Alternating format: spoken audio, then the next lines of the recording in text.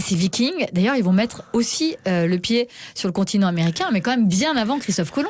Moi, j'adore ces Vikings parce que ces Vikings, on a longtemps appris qu'ils naviguaient avec des dracars, mais ils avaient des bateaux qui ont remonté les fleuves et qui ont un peu pillé nos monastères, nos abbayes en Europe occidentale. Mais surtout, ils avaient des bateaux qui leur ont permis, d'autres bateaux qui leur ont permis d'aller en Islande, la terre de glace, au Groenland, la terre verte. Alors c'est Éric le Rouge avec une histoire complètement terrifiante qui se fait chasser de son pays d'origine, qui va en Islande, qui se fait encore chasser puisqu'il a volé et il a violé surtout.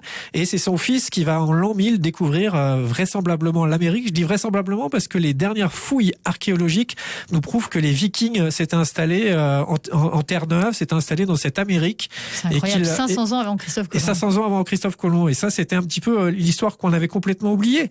Et ils sont les premiers à poser le pied sur le continent américain. Alors, c'est des noms, c'est l'Éluland, la terre des arbres, c'est le Markland, c'est vraisemblablement le Labrador. Et c'est le Vinland. On a longtemps cru que c'était la terre des vignes, mais c'était la terre de pâturage.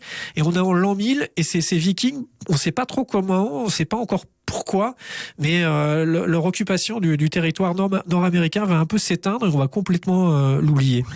Minute Papillon sur France Bleu, Sidonie Bonnec.